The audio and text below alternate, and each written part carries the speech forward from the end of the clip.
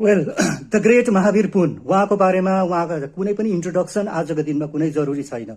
तर हेर्नुहोस् न, हामी नेपालीहरू पनि कस्तो खालके नेपालीहरू रहेछौँ है। मैले यसो हेर्छु सोसियल मिडिया अन्तर्गत कस्तो कस्तो भिडियोहरू देख्नु पाइन्छ के।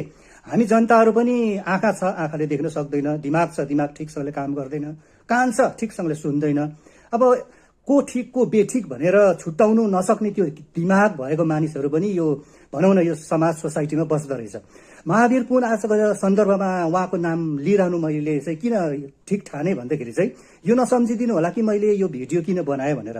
म कुनै पनि पोलिटिक्स, कुनै पनि राजनीतिसँग जोडिएको व्यक्ति होइन। जुन राजनीतिका जो पनि व्यक्तिहरू, राम्रो व्यक्तिहरू आएर जसले चाहिँ देश र जनताको लागि राम्रो काम गर्छ उहाँलाई नै म खुल्ला मनले सपोर्ट गर्ने एउटा युवा हुँ है।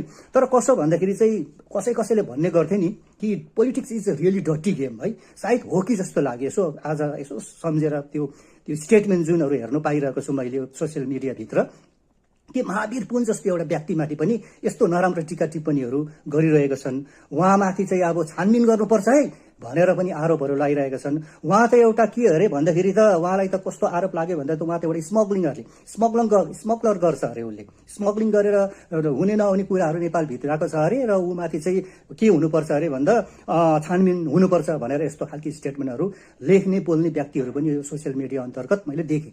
र कस्तो है हामी मान्छेहरू पनि अब आजको यो 21औं शताब्दीमा एआईको युगमा होइन, किनभने हामीले अब भनौँ न यताउता विचार नगरिकन होइन, ठिकसँगले रिसर्च कुनै पनि कुराहरूमाथि रिसर्च नगरिकन किन प्याच चाहिँ हामी बोल्छौँ होइन। कस्तो व्यक्ति रहेछ त्यो व्यक्तिहरू भन्छु कि म, कि ठिकै छ एउटा कुनै पार्टीको मान्छेले कुनै अरू पार्टीलाई चाहिँ एउटा कुनै पार्टिकुलर पार्टीलाई चाहिँ नाना थरीका भन्यो अरे, यो नेताको बारेमा त्यस्तो भन्दै होइन लान्छनाहरू लगायो अरे, त्यो ठिकै छ, चोके, त्यो चल्छ है, देखिरहेको कुरा हो। तर एउटा महावीर पुन उहाँ जस्तो व्यक्तिमाथि पनि यस्तो लान्छना लाउनु छ्या कति गिरेको रहेछौँ हामी है। म कुनै पनि यस्तो राजनीतिक विषयवस्तुसँग जोडेर भिडियो बनाउनु मन लाग्थेन, तर जुन हरकतहरू मैले सोसियल मिडिया अन्तर्गत देखेँ यो चाहिँ अलिकति डाइजेस्टेबल एक्सेप्टेबल लागेन कि मलाई।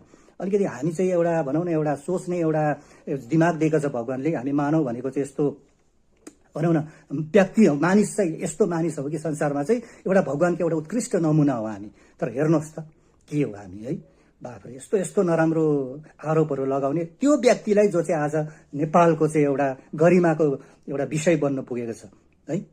त छोडौँ यस्तो कुराहरू।